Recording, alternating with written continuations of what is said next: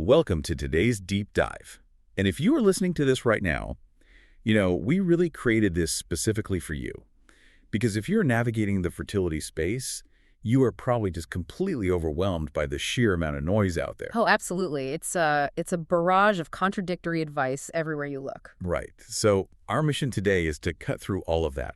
We're looking at some really specific, actionable, clinical insights from the Berkeley Center for Reproductive Wellness. And the goal is to decode the exact nutritional foundations you need to actually optimize your reproductive health. And we are talking about doing this at the cellular level because, things like IVF and advanced treatments, they get all the headlines, right? The miraculous medical interventions. Exactly. But true fertility success, it fundamentally starts way down at the microscopic level. You can't just build a strong foundation with low-quality materials. Okay, let's unpack this because I think people Right. usually think about reproductive medicine like, I don't know, plumbing or architecture. Yeah, checking if the fallopian tubes are clear or if the uterine structure is sound. Ultrasounds, measuring fluids, all of that macro stuff. Right, but you're saying that lens is missing the invisible roadblocks. Completely. The real roadblocks are happening down in the cellular energy and the chemical signaling. So let's talk about the cornerstone of all this, which is the egg itself, the oocyte. I read that the human egg is literally the largest single cell in the entire human body. It is. It's absolutely massive compared to pretty much everything else microscopic floating around in us. Which means it requires an astronomical amount of energy just to survive, right? Yeah. I try to visualize the human egg as like an ultra-high-performance smartphone. That's a great way to look at it. Yeah, it's like it's running a million background processes, the screen brightness is maxed out, and the battery drains incredibly fast. Because once that egg is fertilized, the amount of work it has to do is just staggering. Well, what's fascinating here is that the physical force required for that single cell to divide into 2, and then 4, and then 8. It requires a massive reserve of ATP. And ATP is the basic unit of cellular energy, right? Right, exactly. And the sole source of that ATP is the egg's mitochondria. They are the cellular batteries. But those batteries can start to die. Yeah, as a woman ages or, in cases of diminished ovarian reserve, those mitochondria begin to lose their structural integrity. They just become really inefficient at holding a charge. Which brings us to the very first major nutritional intervention for the Berkeley Center text, which is coenzyme Q10, or ubiquinol, the active form. Right, ubiquinol is much more bioavailable. So if the mitochondria are the batteries, CoQ10 is essentially the high-speed charging cable. Yeah, and it's important to understand how it actually does that. CoQ10 acts directly inside the electron transport chain of the mitochondria. It literally shuttles electrons back and forth to generate that ATP. Wow, okay, so it's directly increasing the cell's capacity to produce its own energy. Exactly. But there's a catch. When a cell produces all that energy, it inevitably generates exhaust. Right, oxidative stress, Right. free radicals. Yeah. And free radicals are basically unstable molecules missing an electron. So they will violently steal an electron from anything nearby. And in an egg cell, they steal it from the DNA. Yes, which causes DNA fragmentation, and that leads to poor embryo development or chromosomal abnormalities. But CoQ10 neutralizes that exhaust. It acts as an electron donor, so it satisfies those free radicals before they can damage the genetic material. That's huge. And the clinical outcomes they highlight are pretty hard to ignore. We're looking at improved egg quantity and quality during IVF, better embryo development, and higher pregnancy rates. Especially for women over 35 or those with diminished ovarian reserve, because, numbers alone don't guarantee a baby. Right, having a high follicle count doesn't mean much if the eggs don't have the energy to divide. Exactly. It's about the biological energy required to actually develop into an embryo. Okay, so we've got the battery charged, the egg is powered up and protected, but a fully charged device is completely useless if the room it's sitting in is on fire.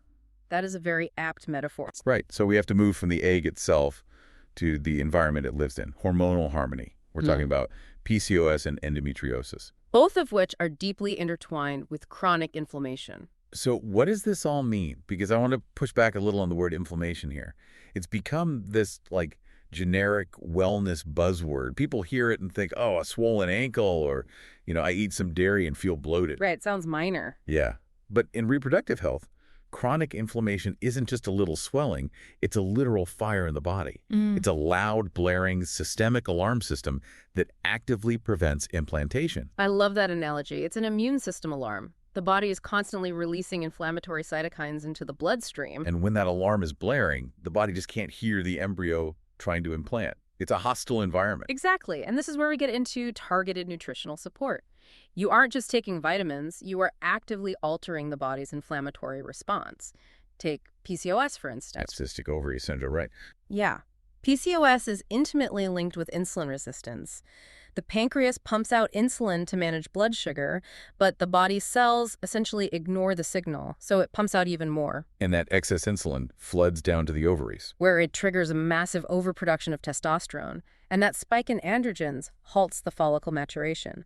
Ovulation just stops. The whole cycle is broken. So how do we fix that without just putting someone on heavy pharmaceuticals? The source points to myo-inositol, right? Usually with D-chiroinositol. Yes, myo-inositol acts as a secondary messenger for insulin. If the cell is ignoring the insulin knocking at the front door, myo-inositol essentially opens the side door. Oh, wow. So it lowers the circulating insulin. Exactly. It facilitates cellular glucose uptake. And by regulating that insulin, the testosterone drops, the alarm system quiets down, and ovulation can naturally restore itself. And the text says this can perform as well as, or even better than, standard meds for PCOS, without the crazy gastrointestinal side effects. It's incredibly effective. But we also have to talk about endometriosis and the structural tissue environment. Right, which brings us to the fire extinguishers. Anti-inflammatories like omega-3s, DHA, and EPA. Yeah, omega-3s actively dismantle those chemical markers of inflammation, and they act as vasodilators. Meaning they improve blood flow to thicken the uterine lining. But wait, if there's oxidative stress actively damaging the tissue like with endometriomas, blood flow isn't enough, right? No, it's not. The body needs to dismantle that damaged tissue using its own defense system, primarily glutathione. But you can't just take a glutathione pill. No, it gets destroyed in your digestive tract, which is why the protocol calls for NAC and acetylcysteine. Okay, so NAC combats the oxidative stress. Yes, because it provides the exact molecular raw materials, the sulfur bonds, for your body to synthesize its own glutathione internally. You're handing your body the blueprints to build its own defense system, and it actually reduces endometrioma size. That is wild. It physically combats the inflamed tissue, and then you layer in the essentials. Vitamin D, which is vital for hormone production and follicle development. And vitamins E and folic acid to protect the cells and prevent birth defects. Okay, so mathematically, it feels like we've solved the puzzle for the female environment. But there is a massive pivot here. Right. Here's where it gets really interesting. Because the source reveals that male factor infertility accounts for nearly 50% of all cases. Half. This raises an important question, right? Why is male fertility so often treated as a secondary concern? We place almost the entire physical and financial burden on the woman. The injections, the retrievals, the monitoring, it's intense. It is, yet the male contribution is exactly 50% of the DNA. And the interventions for sperm are direct, measurable, and highly effective. So let's talk about the sperm, because they have a single, very perilous job. I picture them as these tiny marathon runners going through a highly acidic, challenging environment. Yes, and what do they need for that marathon? We are right back to CoQ10. Oh, the crossover. CoQ10 is for both men and women. Exactly. All of a sperm cell's mitochondria are tightly coiled in the midpiece, right at the base of the tail. CoQ10 provides the mitochondrial energy to whip that tail and propel it forward. That's the motility. It's like their energy gel. But the engine needs actual fuel to burn, right? Yes, and that is L-carnitine. Mitochondria burn fatty acids for energy, but those fatty acids can't just float in on their own. L-carnitine is the transport mechanism. It's the shuttle bus, bringing the fuel directly to their engines. Without the shuttle bus, the engine starves and the sperm stops moving. And the studies show L-carnitine directly enhances movement and count. Okay, but sperm are also incredibly vulnerable, right? They're basically just naked DNA attached to a motor. Yes, they carry almost no protective cytoplasm, so they are highly susceptible to oxidative stress. Which is why the protocols emphasize antioxidants, vitamin C, E, and selenium. They act like a chemical shield. Neutralizing the free radicals before they can cause DNA fragmentation. Because a sperm can swim fast, but if the DNA payload is shattered, the embryo won't develop. Right, and then you add zinc and folic acid, working synergistically for testosterone production and the physical shape, the morphology of the sperm. When you improve the speed, the shape, and the genetic integrity of the sperm, you drastically alter the probability of conception. So knowing all these amazing tools exist, there is this huge temptation for you, the listener, to just run to the pharmacy and buy literally everything off the shelf. Which is incredibly dangerous. The source explicitly warns against this. They call it supplement aisle roulette. Yeah, we have to transition from what to take to how to take it safely, because the supplement market is basically the Wild West. It is vastly unregulated. You might buy an over-the-counter CoQ10 that uses an unabsorbable isomer, or it's just packed with fillers. So you could be taking L-carnitine every day, but your body's just filtering it out. You're just creating really expensive urine. Exactly. A generic approach is totally counterproductive. It doesn't account for your body weight, your absorption rates, or your specific diagnosis. And random high doses can actually cause adverse interactions with other fertility meds. Which is why the Berkeley Center pitches their specialized consultation. They do a $100 nationwide phone consult. You can call 212-685-0985 or visit berkeleycenter.com. Because knowledge is only valuable when applied correctly.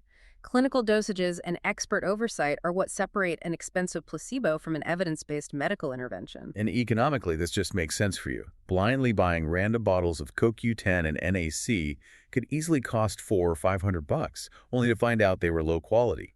A $100 consult is not just medically essential, it's financially smart. Plus, they prescribe exact personalized plans for eggs, sperm, lining, PCOS, endo. And they offer a 10% discount on supplements bought through them after the consult, so it's a very targeted strategy. You're supplying your body with the exact raw materials required to fix your specific mechanical failure. Okay, so let's recap this whole journey. We went straight to the cellular level. We powered up the egg's battery with CoQ10. We extinguished the inflammatory fires using myo-inositol for PCOS and NAC for endometriosis. We brought the 50% male factor out of the shadows, giving sperm L-carnitine shuttle buses and antioxidant shields. And we recognized the absolute necessity of a personalized, expert-guided plan to avoid supplement roulette. The science can feel overwhelming, but you really don't need to be intimidated by it. The goal today was to hand you the actionable nuggets to feel empowered on your fertility journey. Absolutely. Understanding the machinery gives you back your agency. But before we sign off, I want to leave you with one final, slightly provocative thought to ponder. Everything we've discussed from the source material focuses entirely on the physical environment, right? Physical inflammation, oxidative stress. Yes, the body as a biochemical machine. But we know how intimately connected the brain and the body are. We talked about physical inflammation acting like a blaring alarm system. And the hypothalamus is exquisitely sensitive to alarm bells. So how much might our psychological stress, the invisible inflammation of the mind, be impacting those exact same hormonal and mitochondrial pathways, the anxiety, the grief of the fertility journey? It's a profound frontier. The chemistry of our emotional state alters the chemistry of our physical cells. Just something to think about as you navigate the emotional environment of your journey alongside the physical one. Keep advocating for your cellular health, and we will catch you next time on The Deep Dive.